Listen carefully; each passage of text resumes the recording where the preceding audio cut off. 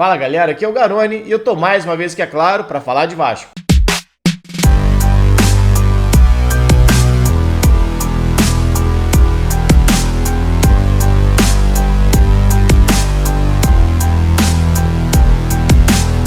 O Vasco estreia no Campeonato Carioca nessa quarta-feira às 19 horas, enfrentando o Volta Redonda, no estádio Raulino de Oliveira, em Volta Redonda. Esse vai ser o primeiro jogo do Vasco no Campeonato Carioca, o primeiro também oficial na temporada. Um jogo onde deve apresentar muitas novidades. Saíram quase 20 jogadores em relação ao elenco do ano passado, chegaram 12 atletas, alguns estão fora, vou falar sobre isso aqui, mas um time reformulado em relação a 2021.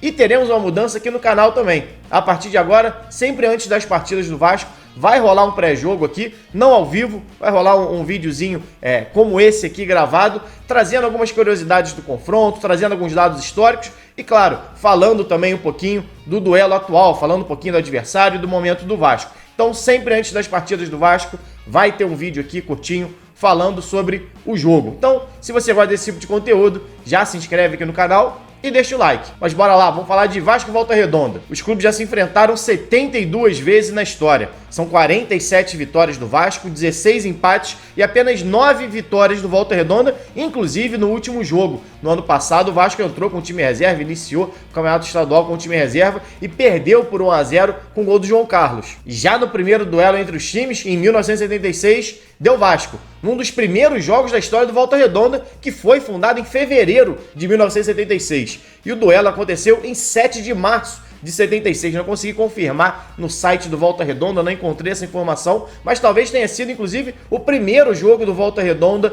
contra um grande clube do estado do Rio de Janeiro. E o Vasco acabou vencendo por 3-1, 2 gols do lateral esquerdo Marco Antônio e um de Roberto Dinamite. Pode parecer surpreendente um lateral marcando 2 vezes, mas o Marco Antônio marcou 5 vezes contra o Volta Redonda ao longo de sua carreira atuando pelo Vasco. Inclusive, é o terceiro maior artilheiro do duelo, ficando atrás exatamente só do Roberto, que marcou 10 vezes, e do Romário, que marcou 9. Aliás, Marco Antônio, que é o lateral esquerdo com mais gols na história do Vasco. São 21 gols marcados, 5 deles exatamente contra o Volta Redonda. E aí eu tô excluindo o Felipe dessa conta, que marcou 33, mas a grande maioria, na verdade, atuando como meia. Mas falei aqui do Roberto Dinamite, que é o maior artilheiro do confronto, e do Romário, que é o segundo maior artilheiro. Pois bem, foi exatamente essa dupla que em 1985 aplicou a maior goleada do confronto. 7-1 Vasco em cima do Volta Redonda, com show do Baixinho e participação também, claro, do Roberto.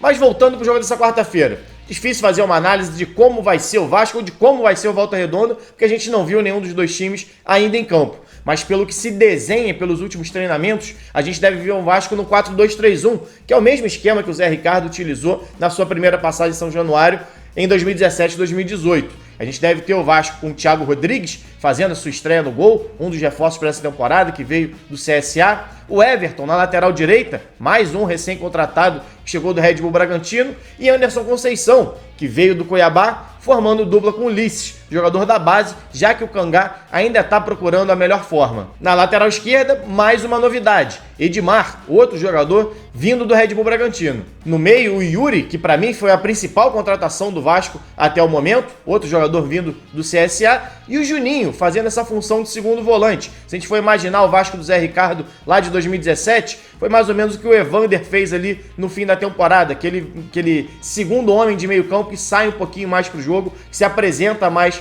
no ataque. Matheus Barbosa não foi regularizado a tempo para a estreia do estadual. Galarza também está fora por conta de uma mudança no contrato que teve no início do ano. E o Vitinho se lesionou, que talvez fosse ser o titular nessa posição, jogador que veio do Corinthians. Então o Juninho ganhando mais uma oportunidade entre os titulares do Vasco. Mais à frente, uma linha de 3, daí essa sim mais ofensiva. Bruno Nazário possivelmente jogando pelo lado esquerdo, que foi um pedido do Zé Ricardo. Nenê mais centralizado e pela direita o Gabriel Peck mais uma vez reaparecendo no time titular do Vasco, exatamente por conta das ausências do Getúlio, por exemplo, que é um jogador que pode jogar mais pelo lado do campo, e do próprio Vitinho, que já foi utilizado dessa maneira no Corinthians, atuando mais aberto. E no ataque, o novo camisa 9 do Vasco, Raniel.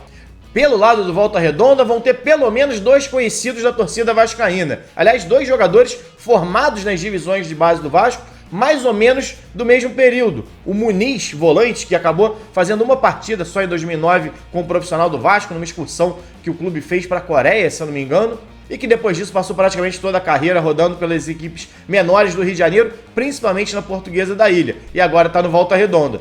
Junto com ele, o Bruno Galo, outro velho conhecido da torcida, que surgiu no Vasco também ali em 2008, 2009, praticamente da mesma geração do Muniz, e que retornou em 2015, ficou até 2017 no Vasco, meia canhotinho, já foi camisa 10, principalmente na base do Vasco, depois recuou um pouquinho para jogar como segundo volante. São dois nomes, duas novidades do Volta Redonda para essa temporada que a torcida do Vasco deve ver em campo nessa quarta-feira. É isso, é apenas a estreia do Vasco na temporada, é onde a gente vai conseguir tirar as primeiras impressões desse time para o restante do ano, as dificuldades, as ideias do Zé Ricardo, quem está um pouquinho na frente para ser titular, quem está um pouquinho atrás.